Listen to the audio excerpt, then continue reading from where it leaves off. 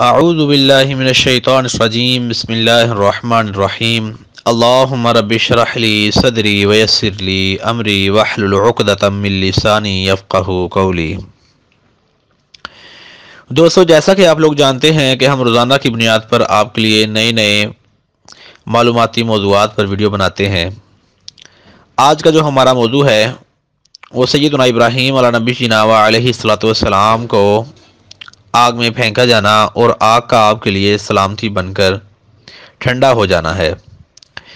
جیسا کہ آپ لوگ جانتے ہیں کہ ہم نے پچھلی ویڈیو میں بتایا کہ سیدنا ابراہیم علیہ نبی جینا علیہ السلام نے اپنی قوم کے ساتھ مناظرہ کیا، اور جب وہ مناظرہ میں شکست کھا گئے تو انہوں نے ہٹ دھرمی دکھاتے ہوئے اپنی شکست کو تسلیم نہ کیا اور حضرت ابراہیم علیہ نبی جینا علیہ السلام کے لیے چالیں چلنے لگے۔ اللہ رب العزت نے اس کو قرآن عظیم برہان رشید کے اندر یوں ارشاد فرمایا، ترجمہ: جب قوم کے پاس کوئی جواب نہ رہا تو انہوں نے بھی وہی وتیرہ اپنایا جو ہر سرکش شکست کھانے والا اپناتا ہے۔ انہوں نے حضرت ابراہیم علیہ السلام کو آگ کے الاؤ میں پھینکنے کا پروگرام بنایا، کہا اس کے لیے ایک عمارت بناؤ اور پھر اسے آگ میں پھینک دو۔ غرض انہوں نے آپ کے ساتھ ایک چال چلنا چاہی، لیکن ہم نے انہیں نیچا دکھا دیا۔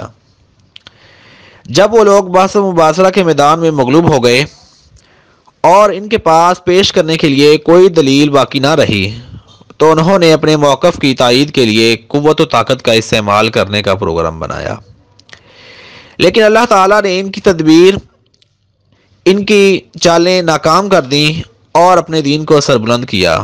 چنانچہ رب کریم قرآن عظیم کے اندر ارشاد فرماتا ہے، قالوا حرقوه وانصروه، یہاں سے لے کر الاخسرین تک، کہنے لگے اسے جلا دو اور اپنے خداؤں کی مدد کرو اگر تمہیں کچھ کرنا ہی ہے۔ ہم نے فرمایا کہ اے آگ تو ٹھنڈی ہو جا اور ابراہیم علیہ السلام کے لیے سلامتی بن جا۔ گو انہوں نے حضرت ابراہیم علیہ السلام کا برا چاہا، لیکن ہم نے انہیں ناکام کر دیا۔ اگر ہم اس آیت کی تفصیل کے اندر جائیں تو ہمیں معلوم ہوتا ہے کہ لوگوں نے ہر ممکن طریقے سے لکڑیاں جمع کرنی شروع کر دیں، حتیٰ کہ ان میں جب کوئی عورت بیمار ہوتی تو وہ بھی یہ نظر مانتی کہ اگر وہ تندرست ہو گئی تو ابراہیم علیہ السلام کو جلانے کے لیے لکڑیاں اکٹھی کرے گی۔ پھر انہوں نے ایک بہت وسیع گڑھا کھودا اور اس میں وہ تمام لکڑیاں پھینک کر ان میں آگ لگا دی۔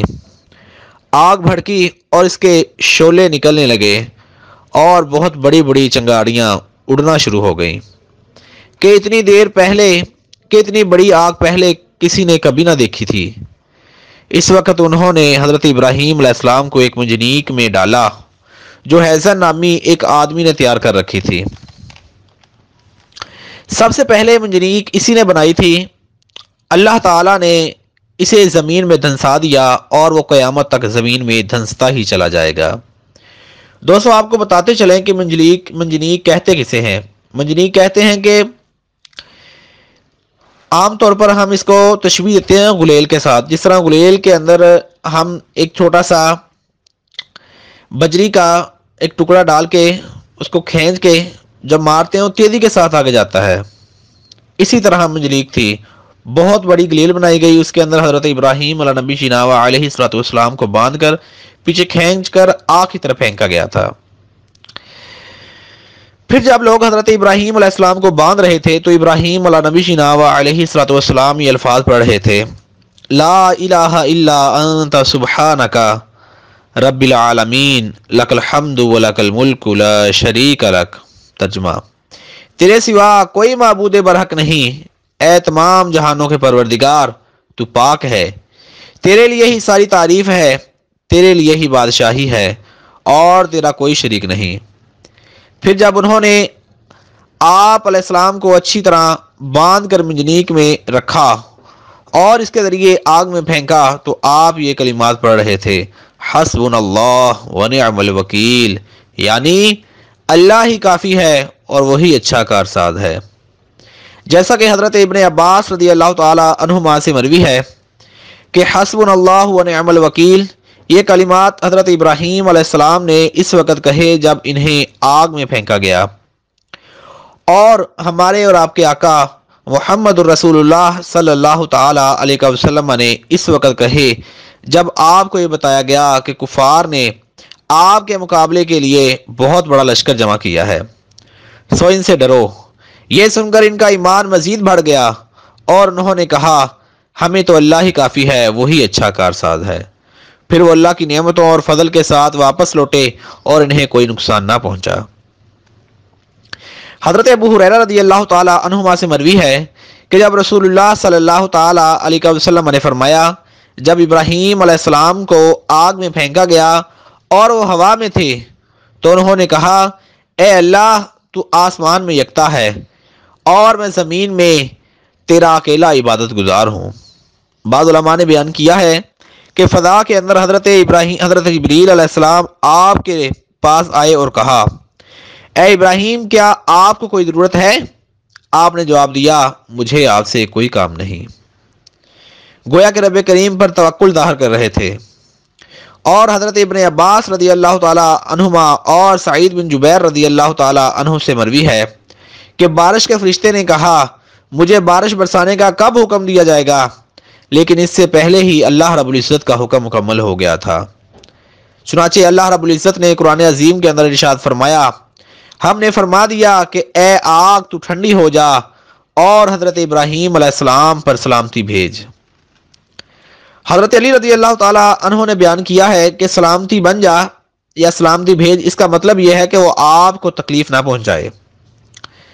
اور حضرت ابن عباس رضی اللہ تعالی عنہما اور ابو العالیہ نے کہا کہ اگر اللہ تعالی ابراہیم علیہ السلام پر سلامتی، اللہ تعالی نے جو فرمایا ہے ابراہیم علیہ السلام پر سلامتی بن جا، اگر اللہ تعالیٰ یہ نہ فرماتا تو آگ اس قدر ٹھنڈی ہو جاتی کہ اس کی ٹھنڈ سے آپ کو تکلیف پہنچتی۔ حضرت کعب احبار بیان کرتے ہیں کہ اس روز پوری زمین کے انسانوں میں سے کسی نے بھی آگ سے فائدہ نہ اٹھایا اور آگ نے صرف ابراہیم علیہ السلام کی وہ رسیاں ہی جلائیں جن سے انہیں باندھا گیا تھا۔ دہاق نے کہا کہ یہ بھی بیان کیا گیا ہے کہ حضرت جبریل علیہ السلام آپ کے ساتھ تھے اور وہ آپ کا پسینہ صاف کرتے رہے، اس کے علاوہ آپ کو کسی چیز نے کوئی نقصان نہ پہنچایا۔ سدئی نے کہا کہ ان کے ساتھ ایک سائے کا فرشتہ بھی تھا، آپ ایک خوبصورت باغ میں تھے اور اس کے ارد گرد آگ تھی، لوگ یہ سارا منظر دیکھ رہے تھے لیکن وہ آپ کے قریب نہیں آ سکتے تھے، اسی طرح آپ بھی وہاں نکل کر لوگوں کے پاس نہیں جا سکتے تھے۔ حضرت ابو ہریرہ رضی اللہ تعالی عنہ کا بیان ہے کہ حضرت ابراہیم علیہ السلام کے باپ نے اپنے بیٹے کو اس حال میں دیکھ کر بہت اچھی بات کہی کہ ابراہیم تر رب بہت اچھا رب ہے۔ حافظ ابن ساکر نے علقمہ سے نقل کیا ہے کہ حضرت ابراہیم علیہ السلام کی والدہ اپنے بیٹے کو دیکھ کر کہنے لگیں بیٹے میں تیرے قریب آنا چاہتی ہوں، تو میرے لیے اللہ سے دعا کر کہ وہ آگ مجھے کوئی تکلیف نہ دے۔ حضرت ابراہیم علیہ السلام نے کہا اچھا میں دعا کرتا ہوں۔ پھر وہ آئی تو اس پر آگ کا کچھ اثر نہ ہوا۔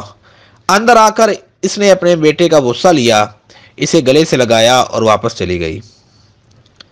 منہال بن عمر سے مروی ہے کہ حضرت ابراہیم علیہ السلام آگ میں 40 سے 50 دن تک رہے اور فرمایا کہ جتنی خوشگوار زندگی میں نے ان دنوں میں گزاری ہے ان کے علاوہ کبھی نہیں گزاری، میری خواہش ہے کہ میری ساری زندگی اس طرح ہو جائے۔ چنانچہ خلاصہ کلام یہ ہے کہ کافروں نے حضرت ابراہیم علیہ السلام سے بدلہ لینا چاہا لیکن ذلیل ہوئے، بلند ہونا چاہا لیکن پست ہوئے، اور غلبہ پانا چاہا لیکن مغلوب ہوئے۔ جیسا کہ ارشاد باری تعالیٰ ہے وَأَرَادُوا بِهِ كَيْدًا فَجَعَلْنَاهُمُ الْأَخْسَرِينَ، اور انہوں نے تو ابراہیم علیہ السلام کے ساتھ چال چلی لیکن ہم نے انہیں ہی خسارے میں مبتلا کر دیا۔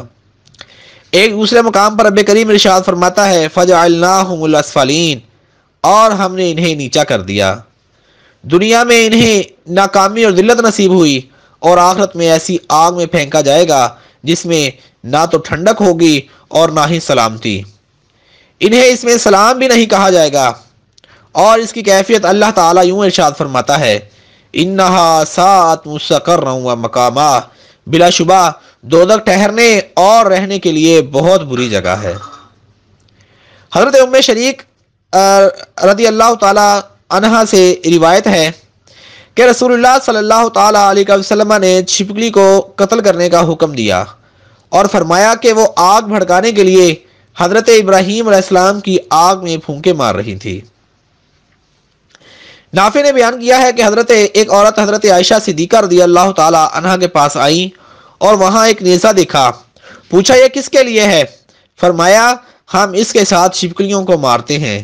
پھر انہوں نے رسول اللہ صلی اللہ تعالی علیہ وسلم کا یہ فرمان سنایا کہ جب ابراہیم علیہ السلام کو آگ میں پھینکا گیا تو تمام جانور آگ بجھانے کی کوشش کر رہے تھے مگر چھپکلی آگ تیز کرنے کے لیے پھونکے مار رہی تھی۔ اللہ رب العزت نے حضرت ابراہیم علیہ نبینا علیہ السلام کو آگ کے اندر محفوظ رکھا۔ دوستو، اللہ رب العزت جسے چاہتا ہے جس حالت میں چاہتا ہے اس کو محفوظ رکھتا ہے، لیکن جس کو چاہتا ہے امن کی حالت میں بھی عذاب میں مبتلا کرتا ہے۔ آپ لوگوں نے سنا وہ حیزر نامی بندہ جس نے حضرت ابراہیم علیہ السلام کو آگ میں پھینکنے کے لیے منجنیق بنائی تھی، اللہ رب العزت نے اس کو زمین کے اندر دھنسا دیا۔ اللہ رب العزت سے دعا ہے کہ رب کائنات ہمیں حق پر چلنے کی توفیق عطا فرمائے، حضرت سیدنا ابراہیم علیہ نبینا علیہ السلام کی بتائی ہوئی توحید پر عمل کرنے اور حضرت ابراہیم کے امام سید الانبیاء صلی اللہ تعالی علیہ وسلم کی معیت میں جنت میں داخلہ نصیب فرمائے۔ آمین بجاہ سید العالمین صلی اللہ تعالی علیہ وسلم۔